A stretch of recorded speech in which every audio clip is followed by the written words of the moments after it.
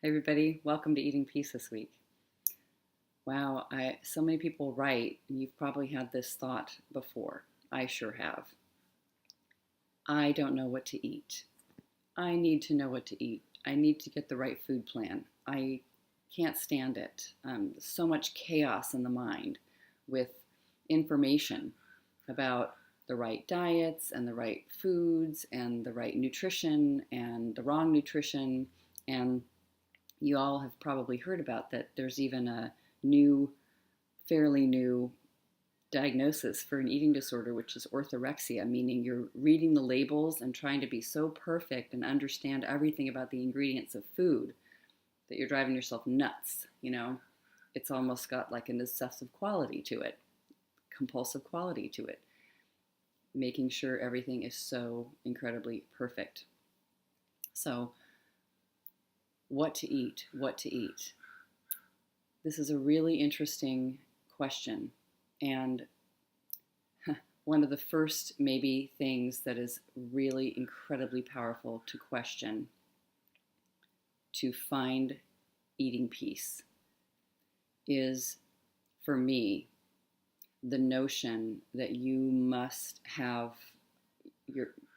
be told what to eat by an outside source because you are so inadequate and so screwed up and so messed up that you don't know, there's no way that you can figure out what kinds of foods to put in your mouth or, how the flow of eating that comes and goes in life. You just don't know how to do it. You've thrown it off so badly.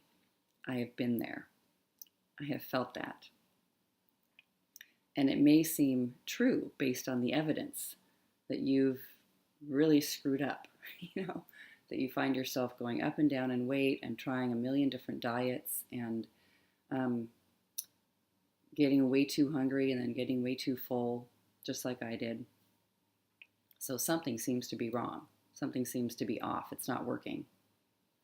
Interesting to have this incredible belief, a very, very strong belief that you need to find the right food plan or diet be one of the first things that you can do to calm yourself down through an inquiry process. Like, let's really study it.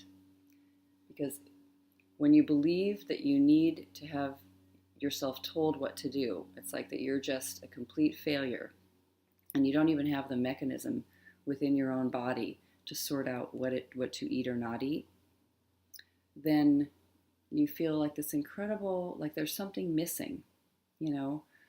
You're not all almost completely human. You weren't born with something that tells you what to eat, when to eat or not to eat, or it's just so mixed up and discombobulated. Nothing wrong with studying nutrition or finding out what works or having allergies and, food patterns or whatever that you have studied that feel very powerful, letting you know what works and what doesn't. There's nothing wrong with that at all. In fact, it's incredible that nutritionists and people have studied this at a very deep level about how it works to eat in the human body and how it's affected and what different foods going into this body, how that happens, and what the effects are. It's quite fascinating. But I would definitely question from the very start, if you are truly interested in an abiding eating peace, I would question the thought that you need someone else or something else that's outside of you to tell you when it's time to eat and what to eat.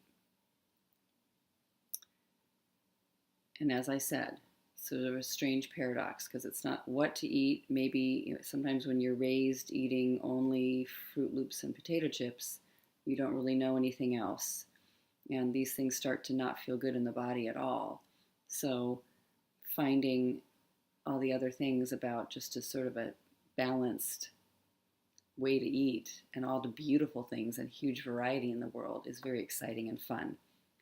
I'm not talking about that. So that's just the given, the joy of eating and the pleasure of all that food that you can eat. This is speaking to something that is inherently within you and believing that it's not available. For you, you've screwed it up, you've killed it, it's gone. Let's take that through inquiry with the work.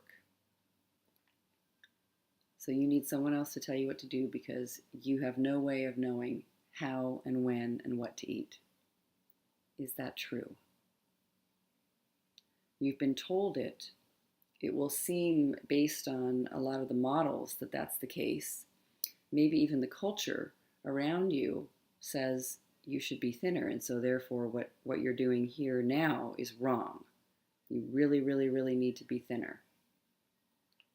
Sometimes that can set off kind of a fear mechanism inside that makes people want to restrict their food or start to doubt the own natural process. I felt really doubtful like at age 8 or 9 for the first time about, whoa, wow, people worry about food and eating. Maybe I should too. Before that, it never occurred to me. So is it absolutely true, 100% fundamental, that you're missing something, that you were born without the capacity to just know when to eat and what to eat? I can't find that to be absolutely true. You have the ability to feel hunger and fullness, and you have the feeling, the ability to reach and gather food together that's in a variety. In fact, it usually is just more pleasurable. It's more comfortable. It's more what we want to do. If you have anything that's even one thing that you love, only that one thing, even if you call it a junk food and something that's bad for you, and you ate only that for days and days at a time, you would get tired of it naturally. You just would. You'd want other kinds of food. So who would you be without the story? I notice with the story, I don't know what's going on. I can't do this. There's something wrong with me. There's something broken or missing when it comes to food or eating. So I need to find, someone needs to tell me what to eat. With that story, I have a lack of freedom. I can't just carry myself in the world absolutely everywhere. I have to think more about food or eating. I have to, plan and call ahead and find out. Nothing wrong with that if that's a temporary situation when you're eating a certain specific way. There's medical reasons for doing that. But this is just like a sense of lack of trust, a deep lack of trust. So who would you be without that thought? Who would you be without the thought, someone needs to tell you what to eat, how to eat, and when to eat? Who would you be if you couldn't have that story, that you already had the things within that tell you it's time to eat, and that you can figure out what to eat? That it's in you, in your body. It's not in your mind. It's deeply in your body. Everyone has the capacity to notice hunger and fullness, and when it's time to eat, and when it's time to say no, and pause. The natural way of it is incredible, joyful eating when you're hungry, and then not even thinking about it when you're not eating. It's not even an issue. It's not even something that's occurring to you. And then, you begin to get that sensation of hunger again. Great. It's going to be time to eat. And there's a long period of time that you can wait. There's a lot of wiggle room. The mind thinks things will have to happen now. I must eat immediately. It's urgent. Emotional eating, of course. Your emotions come in and get drawn up with the whole thing. So we're not talking about that because it is intricate and detailed and something that takes time to look at closely, how our emotions get so wound up and woven into this whole process. But just the basics of hunger, fullness, a natural ability and capacity to know when to eat and when to stop is in you. At least when I began to open up to that, just has to be true. I was born that way. It wasn't like I was born with this brain, and then there was one little section missing. By the way, she's not going to know when to eat or what to eat. And you can get there. It doesn't matter. Anything that's happened in the past, you could just notice if you decided today. It's like the absence of any what we call diet ideas. Dieting, where you have a plan that's given to you on a piece of paper and the food's written down and you're going to measure things and weigh things.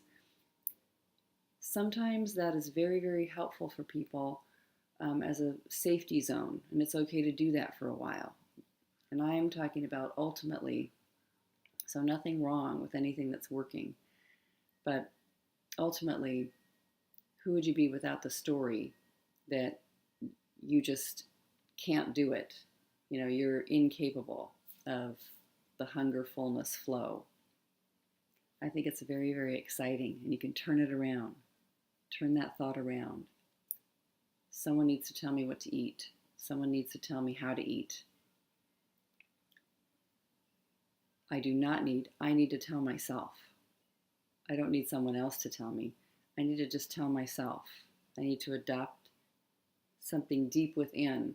I need to listen to my body. I need to have my body tell me what to eat. I need to tune in and relearn, pay attention to hunger and fullness, and see that those are the boundaries, and they're given to me deeply and inherently as a part of this body. So you've got what it takes to see what the boundaries are around the flow of eating, in and out, hunger, fullness. Everyone's got that. You might be noticing that you counteract it or just ignore it, and that's another thing. But just to know that you do have that. You carry it with you everywhere. Everyone's got it. By being in a human body, you have it. So you can question that thought. You need something, added to you, or you don't have it. It's missing. It's not true. I just found it's not true. Even with my years of off-balance eating, I found I always had hunger and I always had fullness, and I knew what those two things were and I could feel them. I just hadn't been willing to follow them. I thought there was no other way but to bust through them and ignore and try to fight and make hunger go away and, be really, really starve more, or ignore my fullness if I really wanted to eat. But it was always there. And peaceful eating comes back when you begin to honor those really deeply and have other ways to express the other reasons that you were ever ignoring those things in the first place. And it is possible to express those in other ways. Very possible. And then overeating or undereating no longer becomes interesting. All right. I hope that helps for just that simple belief. You have what you need to tell you when it's time to eat, and also just see what you feel like eating, what you need. You've got that in you. Everyone does. Take care, everybody.